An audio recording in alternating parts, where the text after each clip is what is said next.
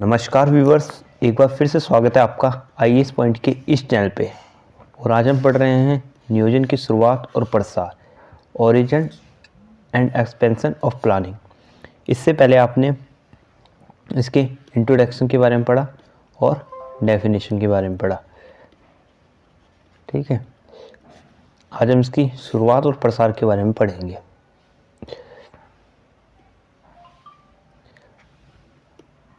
तो पहला आपका ये प्रादेशिक नियोजन, रीजनल प्लानिंग आपका क्या होता है। तो पहले हम इसे देखेंगे। आपका रीजनल प्लानिंग किसी भी देश द्वारा विकास नीति के एक हिस्से के रूप में पहली बार क्षेत्रीय स्तर पर नियोजन किया गया था। अमेरिका ने पहली बार प्रादेशिक नियोजन किया था जब 1916 में टेनेसी वैली अथॉरिटी TVA की स्थापना की। तो नियोजन की शुरुआत यहाँ से होती है आपकी। जो सबसे पहले नियोजन था आपका, वो आपका यही था, रीजनल प्लानिंग, जो 1996 में की गई थी TVA द्वारा।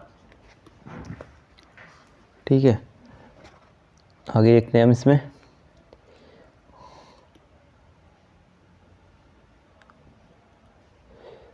TVA की स्थापना, यह दक्षिण पूर्वी अमेरिका में बड़े पैमाने का पुनरुद्धार कार्यक्रम था जिसने 7 राज्यों के हिस्से शामिल थे। इसके प्राथमिक उद्देश्य तो बाढ़ नियंत्रण, मुद्रा संरक्षण और बिजली उपलब्ध करवाना था।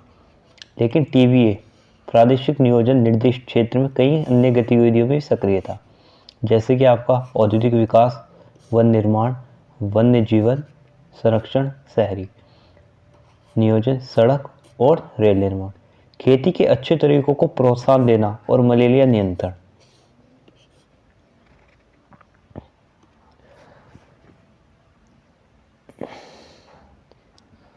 आगे बढ़ते हैं हम। अमेरिका का प्रादेशिक नियोजन का अनुभव इसके परिभाषित लक्ष्य को हासिल करने में इतना सफल रहा कि कई देशों के लिए एक आदर्श और प्रेरणा का स्रोत बना। आने वाले देशों में भारत 1948 में दामोदर वैली कॉरपोरेशन DVC और घाना कोल्टा में वॉल्टर रिवर प्रोजेक्ट आदि बने।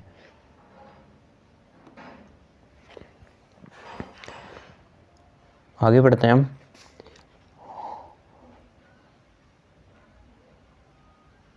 आपका राष्ट्रीय नियोजन,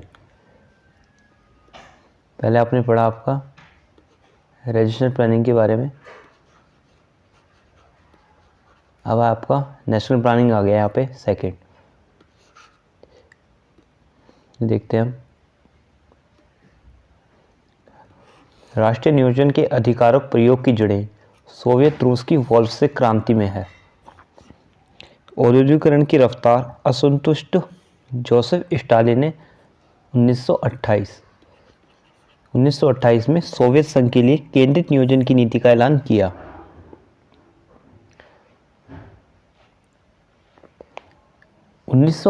में आर्थिक नियोजन के अलावा स्टालिन ने जो अतिवादी कदम उठाए उनमें था खेती का समूहीकरण और जबरन तैयार औद्योगिकरण था। सोवियत संघ में पहली बार पंचवर्षीय योजना 1928-1933 के बीच लागू हुई और दुनिया को राष्ट्रीय योजना का पहला अनुभव मिला।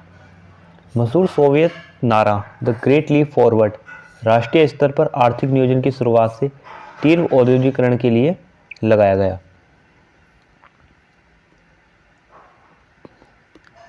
सोवियत नियोजन, जिसे द गोस प्लान कहा जाता था, जो आपका सोवियत नियोजन है उसे द गोस प्लान कहा गया, के स्वरूप और पैमाने का प्रत्यक्ष या परोक्ष असर हर उस देश पर पड़ा जिसने नियोजन किया, चाहे उस देश की अर्थव्यवस्था पूंजीवादी हो या मिश्रित।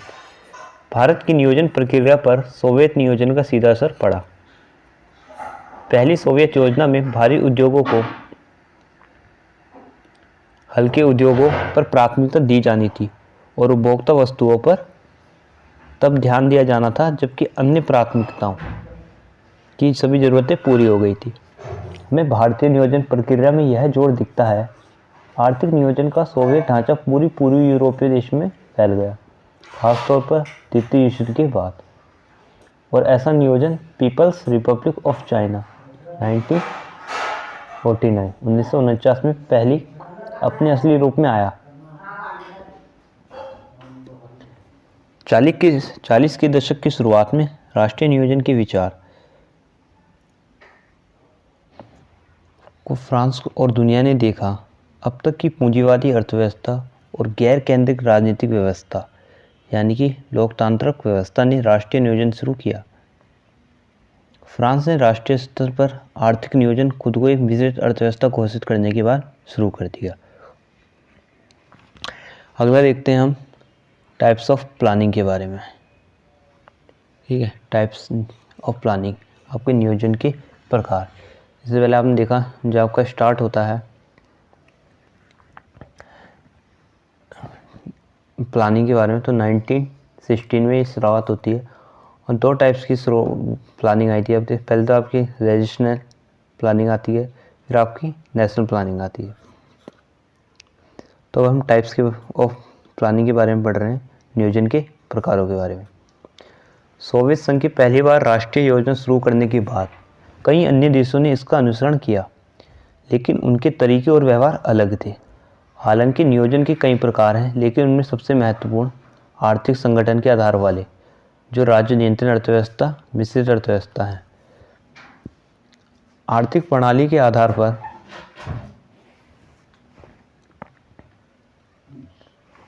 दो विकास क्रम में नियोजन के 2 प्रकार उभरे हैं। जो आपकी इकोनॉमिक प्लान प्रणाली है उनके आधार पर 2 प्रकार उभरे हैं प्लानिंग के। पहला पढ़ेंगे आप इम्पेरेटिव प्लानिंग यानी आदेशात्मक नियोजन।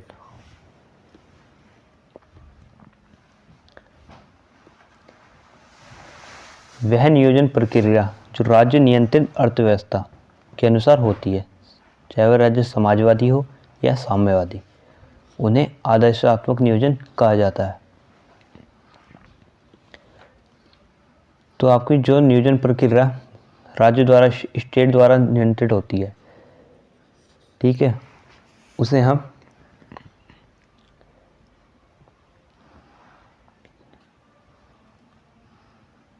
ठीक है आदेशात्मक नियोजन कहते हैं, रीजनल प्लानिंग कहते हैं, जिन्हें आपके स्टेट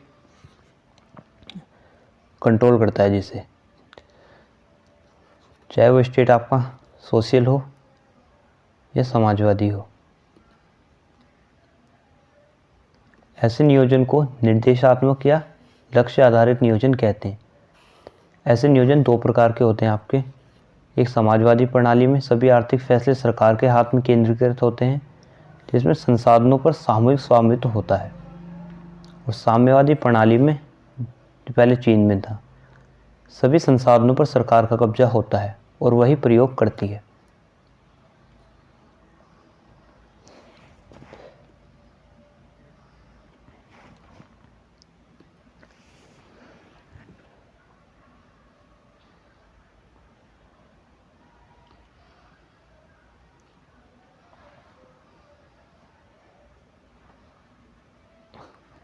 साम्यवादी प्रणाली में सभी संसाधनों पर सरकार का कब्जा होता है और वही प्रयोग करती है। सोवियत संघ में भी थोड़ा बहुत बाजार मौजूद था। हालांकि 1928 में स्टालिन ने खेती के सामूहिकरण को लागू कर दिया था, लेकिन सिर्फ 94% किसान ही इस प्रक्रिया में शामिल किए जा सके थे। ऐसी योजना की मूल विशेषताएं इस प्रकार हैं।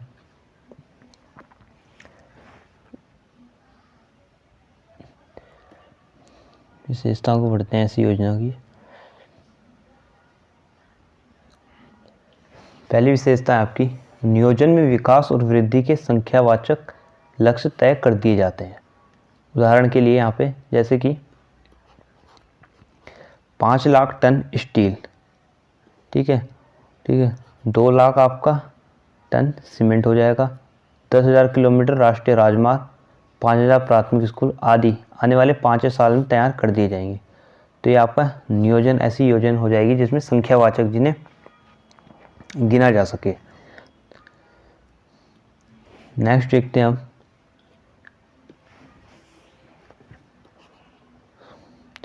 चूंकि सरकार का सभी संसाधनों पर स्वामित्व होता है, इसलिए उल्लिखित योजनागत लक्ष्य को हासिल करना बहुत संभव होता है। जितने भी आपके जैसे लक्ष्य हुए, 5,000 आपको स्कूल खोलने हैं, 2,000 किलोमीटर आपको सड़कें बनानी है या 35 हॉस्पिटल बनाने हैं, तो ये बहुत आसान हो जाते हैं ये लक्ष्य पूरे करने, क्योंकि जितने भी आपके जो संसाधन होते हैं उन पे गवर्नमेंट का स्वामित्व होता है। थर्ड है आपका बाजार मूल्य प्रणाली की, इसमें करीब करीब कोई भूमिका नहीं होती है, क्योंकि सभी आर्थिक निर्णय केंद्रीय ढंग से राज्य सरकार द्वारा लिए जाते हैं। फोर्थ है यहाँ पे अर्थव्यवस्था में निजी भागीदारी नहीं होती है, सिर्फ सरकार ही अर्थव्यवस्था में भूमिका निभाती है। आदेशात्मक व्यवस्था इस तरह का नियोजन होता है, इसलिए इस तरह की अर्थव्यवस्थाओं को केंद्रीय नियोजित अर्थव्यवस्थाओं के रूप में भी जाना जाता है। सोवियत संघ, पोलैंड, हंगरी, ऑस्ट्रेलिया, रोमानिया आदि और अंततः चीन, ये ऐसी ही अर्थव्यवस्थाएं हैं आपकी आदेशात्मक अर्थव्यवस्था। दरअसल सोवियत खेमे के बहुत से महान अर्थशास्त्रियों के ब्रिटेन और अमेरिका प्रवास के बाद आदेशात्मक अर्थव्यवस्थाओं में नियोजन की प्रवृत्ति और प्रयोजन को लेकर बहस शुरू हुई। द्वितीय विश्व युद्ध के बाद ऐसे अर्थशास्त्रियों में बहुत से अपने मूल देश की सेवा करने वापस लौट गए और किसी हद तक वहां क्रांति को झेला।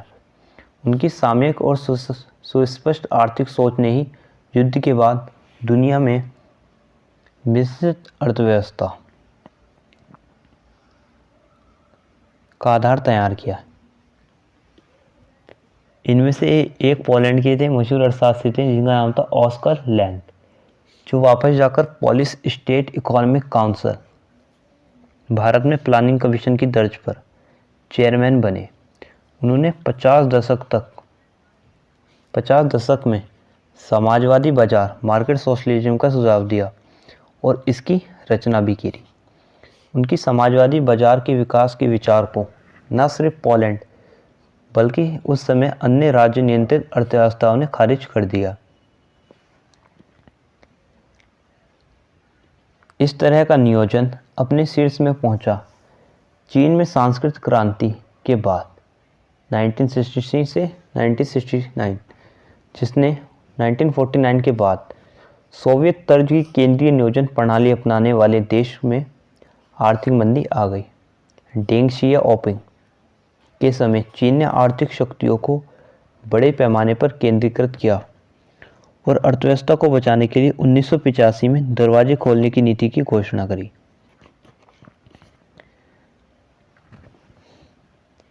चीन की दरवाजा खोलने की नीति साम्यवादी राजनीतिक ढांचे के तहत समाजवादी बाजार की दिशा में बढ़ाया गया कदम था।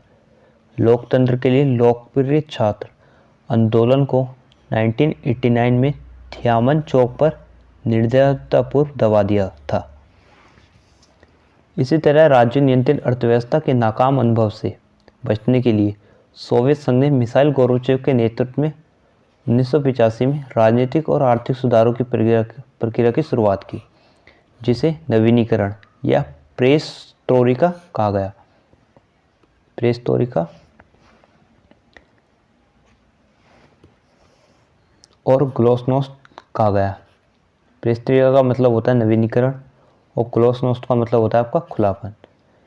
अन्य पूर्वी यूरोपीय अर्थव्यवस्थाओं ने भी 1989 के बाद इसी तरह के आर्थिक सुधारों का अनुसरण किया। इस तरह 80 के दशक के अंत तक सभी राज्यों को नियंत्रित अर्थव्यवस्थाएं बाजार आधारित अर्थव्यवस्थाओं की दिशा में बढ़ चुका था। उसके बाद से किसी भी देश ने आदेशात्मक नियोजन को नहीं अपनाया।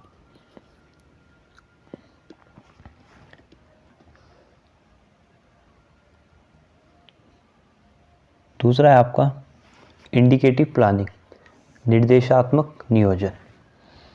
सोवियत संघ में नियोजन शुरू होने के बाद के 2 दशकों में नियोजन के विचार पर लोकतांत्रिक दुनिया का ध्यान गया। फिर ऐसा समय आया जब ऐसी कुछ अर्थव्यवस्थाओं ने राष्ट्रीय नियोजन शुरू किया, जो कि न तो वह राज्य नियंत्रित अर्थव्यवस्थाएं थी और न ही उनकी जो राजनीतिक प्रणाली वो समाजवादी थी। इसलिए उनके नियोजन को आदेशात्मक अर्थव्यवस्था से अलग होना था।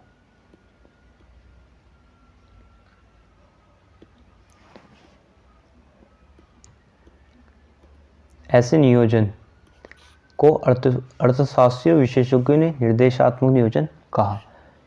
ठीक है, इनकी विशेषताओं को नीचे दिया गया है।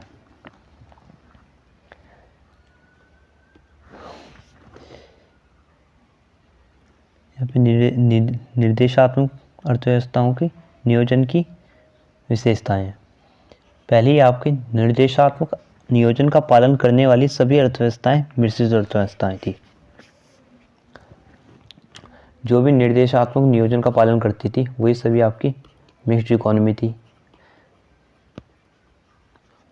ठीक है, सेकंड आपका एक केंद्र नियोजित अर्थव्यवस्था के विपरीत जो देश आदेशात्मक नियोजन का पालन कर रहे थे। निर्देशात्मक नियोजन बाजार की जगह लेने के बजाय इसके जरिए काम करता था। तीसरी विशेषता है आपकी संख्यात्मक मात्रात्मक लक्ष्य निर्धारित करने के साथ ही आदेशात्मक नियोजन की तरह ही योजना के लक्ष्य को पूरा करने के लिए अर्थव्यवस्थाएं निर्देशात्मक प्रकृति की आर्थिक नीतियों की भी घोषणा करती है। फोर्थ है आपका आर्थिक नीतियों की निर्देशात्मक प्रवृत्ति जिनका ऐलान ऐसे नियोजन में किया जाता है दरअसल निजी क्षेत्र को आर्थिक निर्णय लेने की प्रक्रिया में उत्साहित या निरुत्साहित करती है। 40 के दशक के मध्य में मिश्रित अर्थव्यवस्था बनने के बाद फ्रांस ने 1947 में पहली बार 6 वर्षीय योजना शुरू की जिसे मोनेट योजना कहा जाता है।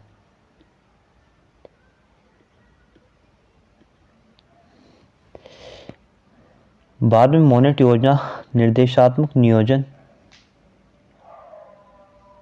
की पर्यायवाची बन गई। इस योजना को कभी कभी सेक्टर योजना भी कहा जाता है क्योंकि सरकार ने विकास के मूल रूप में 8 आधारभूत उद्योगों को चुना जिसके लिए नियोजन लगभग आदेशात्मक था जो राज्य सरकार के एकाधिकार में थे। यह ऐसे क्षेत्र थे जिन पर 1944 तक जब तक फ्रांस ने उनका राष्ट्रीयकरण नहीं किया निजी क्षेत्र का स्वामित्व था। अन्य आर्थिक गतिविधियां या निजी साझेदारी के लिए खुली थी जिसके लिए निर्देशात्मक नीति नियोजन अनिवार्य था। फ्रांस के साथ ही जापान ने भी निर्देशात्मक नियोजन को बेहद सफलता के साथ किया। साल 1965 में ब्रिटेन ने राष्ट्रीय योजना के साथ ऐसा नियोजन किया और कुछ घटनाएं होने के बाद 1966 में इसे छोड़ दिया जिसकी वजह से महंगाई कम करने के उपाय करने पड़े। तब से ब्रिटेन ने कभी नियोजन नहीं किया।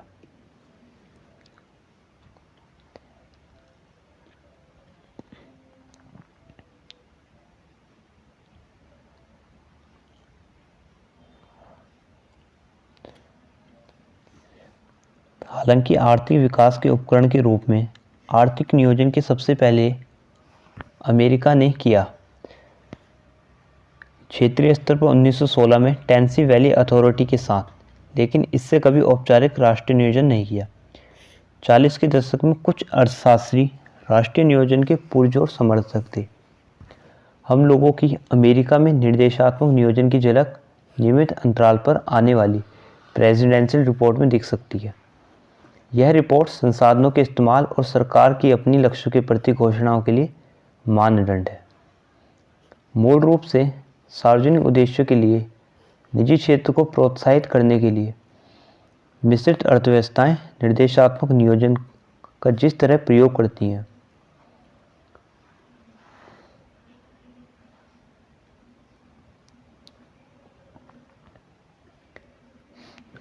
उससे विकास के लक्ष्य तभी हासिल किए जा सकते हैं जब सरकारी और निजी उद्यम एक ही साइकिल के दो सवारों की तरह काम करें। इसलिए योजना के लक्ष्यों के अलावा सरकार को कुछ निर्देशात्मक नीतियों की भी घोषणा करनी होती है ताकि निजी क्षेत्र को भी आर्थिक गतिविधियों की योजना के लक्ष्यों की दिशा में काम करने की प्रेरणा दी जा सके। द्वितीय विश्व युद्ध के बाद तकरीबन 9 स्वतंत्र देशों ने नियोजित विकास का रास्ता अपनाया। हालांकि उन्होंने मोटे तौर पर निर्देशात्मक नियोजन को ही अपनाया था, लेकिन उनमें से बहुत सारों में आदेशात्मक नियोजन की गंभीर संकेत नजर आ रहे थे। भारत के संदर्भ में आदेशात्मक नियोजन के प्रति भारी झुकाव को 1991 में आर्थिक सुधार होने के बाद ही दुरुस्त किया जा चुका। आज दुनिया में ज़्यादातर देशों में केवल मिक्स्ड इकोनॉमी है। आपकी किसी भी देश के विकास की योजनाएं केवल सांकेतिक प्रकार की हो गई है। वाशिंगटन सर्वसम्मति 1985 की सेंट न्यायों सर्वसम्मति और विश्व व्यापार संगठन के तहत विकास को बढ़ावा देने में बाजार की जरूरत और भूमिका के पुनरुद्धार के बाद सिर्फ सांकेतिक नियोजन ही संभव रह गया है, क्योंकि राज्य अर्थव्यवस्था विशेषकर सामाजिक महत्व के क्षेत्रों यानी पोषण, स्वास्थ्य, पेयजल, शिक्षा, सामाजिक सुरक्षा आदि में सीमांत भूमिका निभा रहे हैं। हमारे दृष्टिकोण के हिसाब से अभी कई अन्य प्रकार की योजनाएं बन रही है। उदाहरण के लिए क्षेत्रीय नजरिए की दृष्टि से योजना क्षेत्रीय या राष्ट्रीय हो सकती है। राजनीतिक दृष्टिकोण से योजना केंद्रीय, राज्य स्तरीय या स्थानीय हो सकती है। इसी तरह भागीदारी दृष्टिकोण से योजना को केंद्रीकृत और विकेंद्रीकृत रूप में वर्गीकृत किया गया है। इसके अतिरिक्त भी और कई योजनाएं हो सकती हैं आपकी। योजना का एक प्रमुख वर्गीकरण सामाजिक प्रभाव के आधार पर किया जाता है। ऐसी योजना जिसमें सामाजिक और संस्थाओं का आयाम पर कम जोर जाता है उसे व्यवस्था योजना कहते हैं, सिस्टम प्लानिंग के रूप में जाना जाता है। इस तरह की योजना बनाने में योजनाकार स्थापित लक्ष्यों के संबंध में जाति, पंथ, क्षेत्र, भाषा, विवाद, परिवार आदि मुद्दों को कम महत्व देते हैं।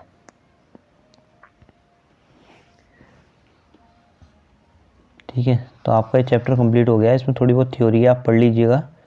और नेक्स्ट चैप्टर में हम पढ़ेंगे अध्याय 5। ठीक है, भारत में नियोजी, आपका प्लानिंग इन इंडिया। इससे पहले आपने प्लानिंग के बारे में पढ़ा, टाइप्स ऑफ प्लानिंग के बारे में पढ़ा, डेफिनेशन पढ़ी, इंट्रोडक्शन के बारे में पढ़ा और इसके हिस्ट्री के बारे में पढ़ा कि नियोजन आपका कहाँ से आया। तो हम अगले चैप्टर में भारत में नियोजन पढ़ेंगे, planning in India. Thank you.